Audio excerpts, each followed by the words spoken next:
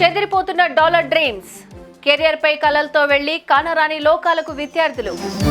అమెరికాలో మరో రోడ్డు ప్రమాదం, హైదరాబాద్ కు చెందిన యువకుడు మృతి. కన్నీరు మున్నీరుగా వెలిపిస్తున్న కుటుంబ సభ్యులు.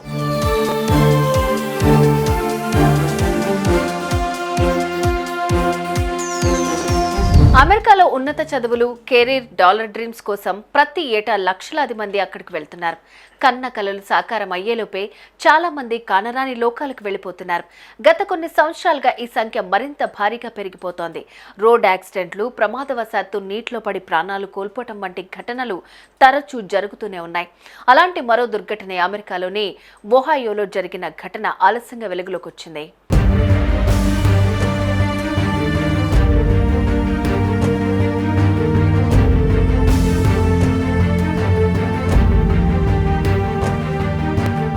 పశ్చిమ బెంగాల్ రాష్ట్రానికి చెందిన రామ్ ఆశిష్ కుటుంబం హైదరాబాద్లోని కుత్బుల్లాపూర్ డివిజన్లోని పద్మానగర్ ఫేజ్ 2లో నివసిస్తున్నారు. ఉషా ఫ్యాన్స్ కంపెనీ రిటైర్డ్ ఉద్యోగి రామ్ ఆశిష్ సింగ్ కు 2 కుమారులు కాగా వారిలో చిన్న కొడుకు సందీప్ కుమార్ యాదవ్ ఈ ప్రమాదంలో ప్రాణాలు కోల్పోయాడు. 2 ఏళ్ల క్రితమే సందీప్ ఎంఎస్ చేసేందుకు అమెరికాలోని ఓహియోకి వెళ్లాడు. భారత కాలమానం ప్రకారం నవంబర్ 17న రాత్రి తన ఫ్రెండ్స్ తో కలిసి మరో ఫ్రెండ్ను కలిసేందుకు కారులో వెళ్లారు. రోడ్డుపై వెళ్తుండగా మార్గ మధ్యంలో వీళ్లను మరో కారు వేగంగా వచ్చి ఢీకొట్టింది.